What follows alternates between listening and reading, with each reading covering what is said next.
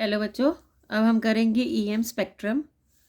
तो ये जो स्पेक्ट्रम है इलेक्ट्रोमैग्नेटिक वेव्स का स्पेक्ट्रम है, इसमें हम डिक्रीजिंग वेवलेंथ में लगाएंगे। तो इसको हम याद कैसे करेंगे? जिक्सू विम आर। जी का मतलब है gamma rays, X rays, UV rays, visible, infrared, microwave, radio waves. तो हमने इसको कैसे लगाया है? हमने इसको डिक्रीजिंग वेवलेंथ में लगाया है। जो रेडियो वेव्स है इसकी जो वेवलेंथ है वो ग्रेटर देन 0.1 मीटर और माइक्रोवेव की 0.1 से 1 mm और ये 1 mm से 700, ये 700 से 400, ये 400 से 1 nm और ये क्या हो जाएगी? लेस देन 10⁻³ तो इसको याद कैसे करेंगे हम पहले ये याद करेंगे, ये 700 400 याद कर लेंगे, फिर उसके बाद ऊपर नीचे इसके 1 लिख देंगे, फिर हम इसके ऊपर 0.1 लिखेंगे। तो इस तरह से हमें याद हो जाएगा 700 400 ऊपर नीचे 1 और ऊपर होगा 0.1 फिर ये लेस देन 10⁻³ नैनोमीटर। तो अब इसमें ये याद करेंगे, पहले आएगा 2 में मीटर, फिर मिलीमीटर, फिर सब में क्या आ रहा है? नैनोमीटर आ रहा है। और इसको कैसे लिखते हैं? 0.1 से 1 mm, 1 mm से ये वाला 700, 700 से ये वाला 400, 400 से 1 nm और 1 nm से 10⁻³ nm। इसको इस तरह से याद करेंगे। फिर एक बारी 700 400 लिख के ऊपर नीचे 1 लिख लेना है, फिर 0.1 ऊपर और 10⁻³ नीचे। तो शुरू में एक में हमारा मीटर आएगा, 0.1 वाले के साथ मीटर आता है और बाकी सबके साथ यहाँ तक नैनोमीटर आता है सारों में आगे। एक में मिलीमीटर और बाकी सब में आता है नैनोमीटर। तो इसको इस तरह से याद करेंगे हम। अब है प्रोडक्शन। अब ये रेडियो वेव्स, माइक्रोवेव्स ये प्रोड्यूस कैसे होती हैं? जो रेडियो वेव्स होती हैं वो इलेक्ट्रॉन के ऑसिलेट करने के कारण से प्रोड्यूस होती हैं। हम अभी पढ़ के आए हैं कि ईएम वेव्स कैसे प्रोड्यूस होती हैं? By oscillating charge particle. तो माइक्रोवेव कैसे प्रोड्यूस होती है? माइक्रोवेव का इंस्ट्रूमेंट होता है मैग्नेट्रॉन। अगर आप अपना माइक्रोवेव भी खोल के देखेंगे तो इसमें छोटा सा अपरेटस होता है जिसको हम मैग्नेट्रॉन बोलते हैं। इंफ्रारेड एटम्स जब वाइब्रेट करते हैं तो इंफ्रारेड रेस प्रोड्यूस होती हैं। विजिबल कब होती हैं? हमने हाइड्रोजन स्पेक्ट्रम में भी देखा था, जब इलेक्ट्रॉन ऊपर से नीचे जंप करते हैं तो ये विजिबल रेडिएशन प्रोड्यूस होती है। सिमिलरली यूवी भी देखी थी हमने, जब वो इनर वाले जो इलेक्ट्रॉन हैं वो एक लेवल से दूसरे लेवल में जंप करते हैं तो यूवी रेस प्रोड्यूस होती हैं।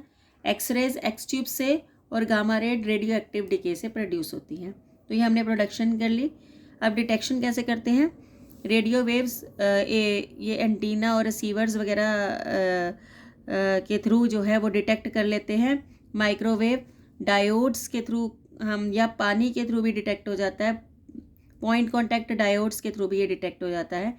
इंफ्रारेड के लिए बहुत सारी चीज़ें हैं, थर्मोपाइल है, फोटोग्राफिक फिल्म से भी उसमें इफेक्ट छोड़ जाता है, फोटोग्राफिक फिल्म पे भी। तो कुछ चीज़ें इसमें जिसमें भी थर्म लगता है, थर्मोमीटर है वो भी डिटेक्ट कर लेता है हीट को। तो ये सब चीज़ें हमारी हीट को क्या कर लेती हैं? डिटेक्ट, इंफ्रारेड रेडिएशन को डिटेक्ट कर लेती हैं।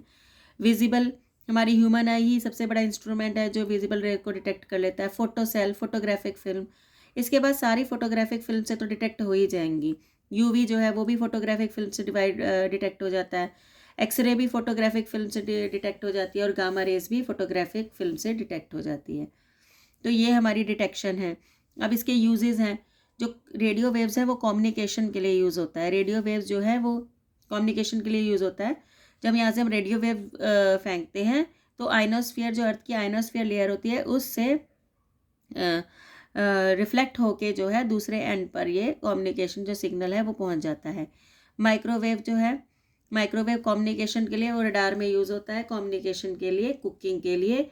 और क्योंकि माइक्रोवेव के पास कैपेसिटी होती है वाटर मॉलिक्यूल्स को हीट करने की, तो वो कुकिंग के लिए यूज़ होता है माइक्रोवेव के थ्रू और रडार में। और ये साथ साथ में छोटे छोटे एटॉमिक स्ट्रक्चर को पढ़ने के लिए भी काम में आता है। आईआर जो रिमोट में यूज़ होता है, आपको पता है नाइट विज़न में यूज़ होता है। अगर आपको कोई लाइट नहीं दिख रहा है तो ये इंफ्रारेड रेडिएशंस को यूज़ करके नाइट विजन हमारी स्ट्रांग हो जाती है। मॉलिक्यूलर स्ट्रक्चर और हेज फोटोग्राफी, धुंध में फोटोग्राफी, क्योंकि आईआर जो रेज हैं ये कम स्कैटर करती हैं, इसलिए ये हेज फोटोग्राफी, धुंध में फोटोग्राफी करने के काम में आती। अब ये विजिबल लाइट है, ये हमें देखने में मदद करती है, it is enable us to see, और ये कुछ केमिकल रिएक्शन भी करती है। अब यूवी रेडिएशन है, ये भी केमिकल रिएक्शन करती है, ये ग्लास के द्वारा एब्जॉर्ब की जाती है और आयोनाइज जो एटम जो हैं एटमॉस्फेयर के एटम को आयोनाइज करने में भी हेल्प करती हैं। जैसे कि जो आयनोस्फेयर लेयर है उसमें आयन्स होते हैं, कॉस्मिक रेज और यूवी रेज के कारण वहाँ पर जो है एटमॉस्फेयर में आयोनाइज हो जाते हैं।